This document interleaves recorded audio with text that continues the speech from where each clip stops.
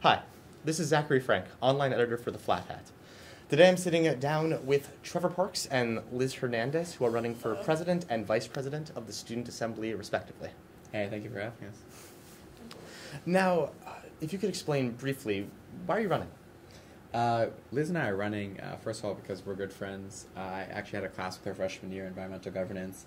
We're paired together for a big project, really did well as a team, and we've been good friends since then, so choosing Liz was a no-brainer for me. But I'm running specifically because when I was a freshman here, I was very immature, and since then I've met a lot of great people who have helped make me, I think, a well-rounded individual, and I've William and Mary and individuals to thank for that. There were a lot of upperclassmen who took time to listen to the things I was saying when I was asking them for advice or different groups to join or opportunities here on campus. And they gave me ideas, and it really helped me chase my passions and really get involved across campus. And we ran on the platform, the slogan, listening to you, and we really mean that because we want to make sure that every student feels like there's someone in the student leadership who can take the time to listen to them and make sure all of the dreams they have for William and Mary also come true. And I know that I can speak for both Trevor and I that we, at the heart of us, the thing that we value the most is service and giving back to the community that has already given us so many opportunities, so many learning and personal growing experiences. And this seems like the best way to represent so many different ideas, needs, and interests of the student body, and it just kind of it seemed like the right thing to do. Now, the other candidates running for the presidency have various plans to augment the meal plan. How does your plan for working with off-campus vendors differ? We want to make sure that we can expand dining options for students here on campus. That's the main point. We speak about self-governance here at William & Mary a lot, and we think that includes your diet, your health, the way you live your life, and the meal plan ties directly into that. We want to make sure students have the most options possible. And so we're going to look for off-campus opportunities. Like those at Tribe Square, Muya is a great first step, a great example of a way to get local businesses on the meal plan so students can choose them. And we want to use it as a stepping stone to continue to work through not only the businesses in Tribe Square, but also those throughout Williamsburg.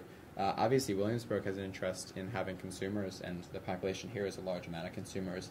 So we think if we can be the primary advocates for the student body, like with the negotiations going on with Sodexo right now, if we can physically say we want to be in the room because we want students to have someone in the room to represent their interests, we think we'll be able to bring a lot of positive change that makes sure that students have the most options possible when it comes to dining.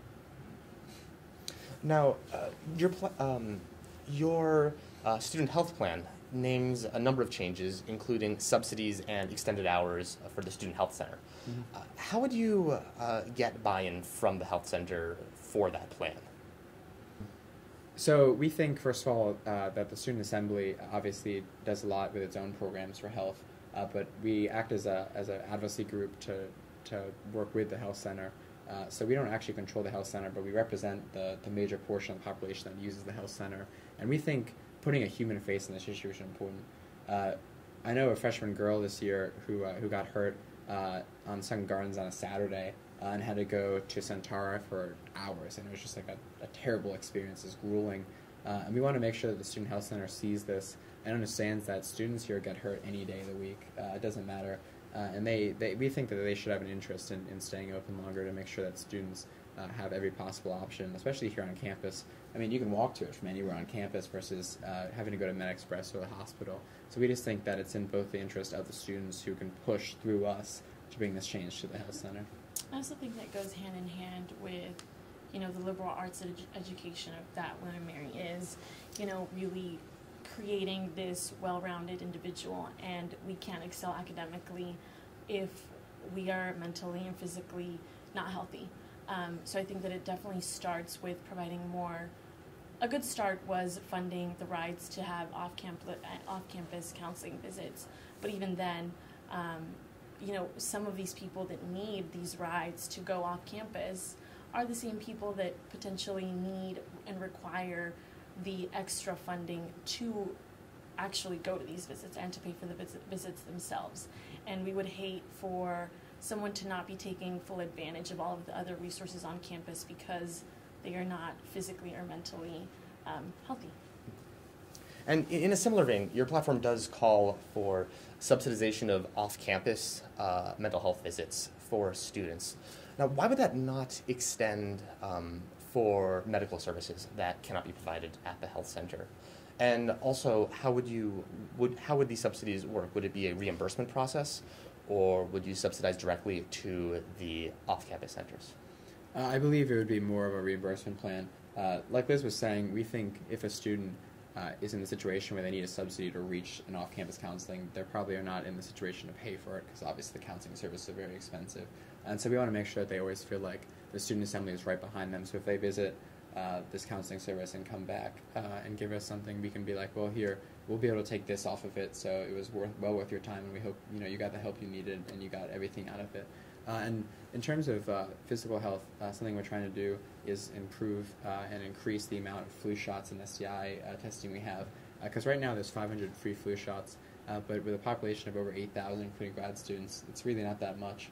And if you're an out-of-state student or even an in-state student, you miss 3 days with the flu, you miss all those classes, that's a lot of money to be losing just to miss class like that.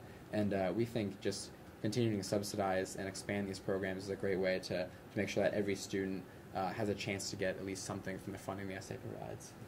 And even then, really advocating and publicizing the resources that are currently available to solve these mental, physical issues, like the counseling center that is available to us, really getting the word out about it and its services, or even advocating for a lot of the peer counseling groups that already exist. So it is about making these resources available to the student body through the SA.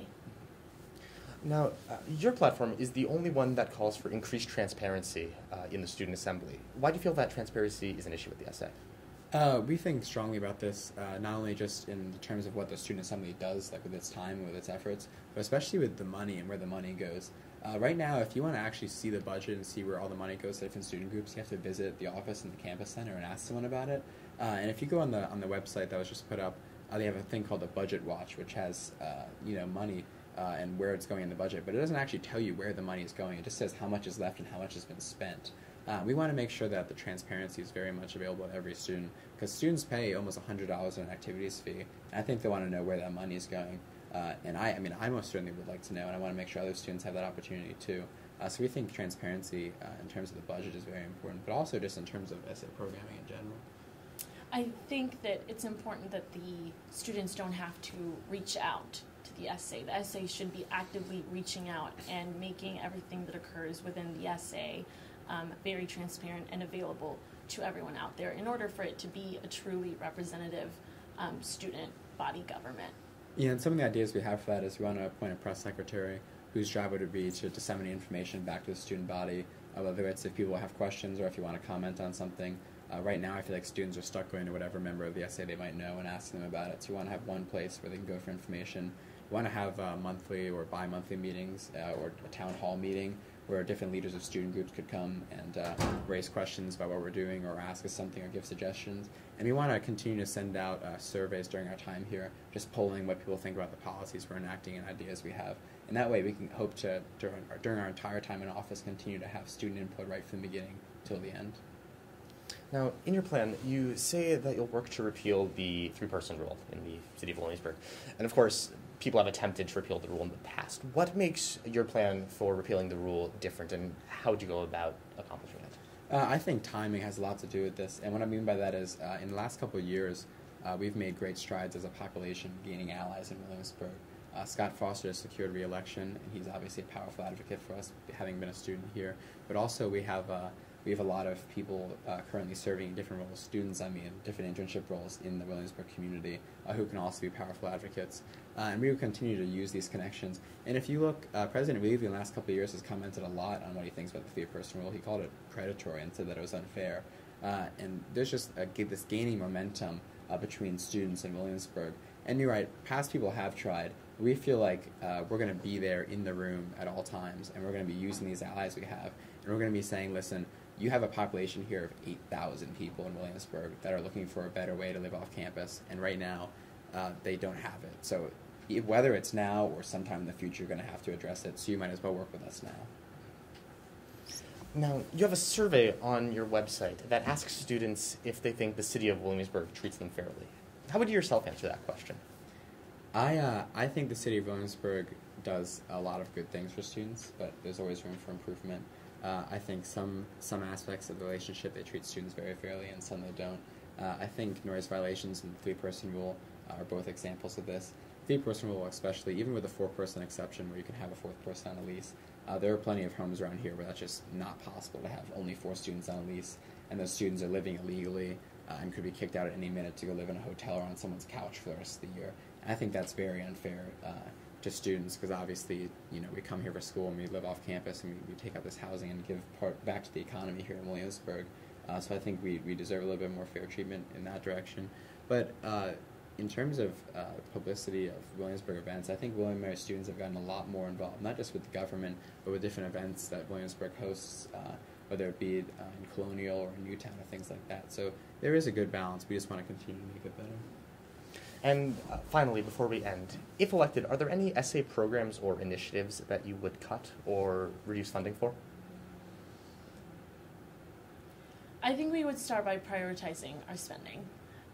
There are certain, and this would start by making transparency and making our budget available to everyone.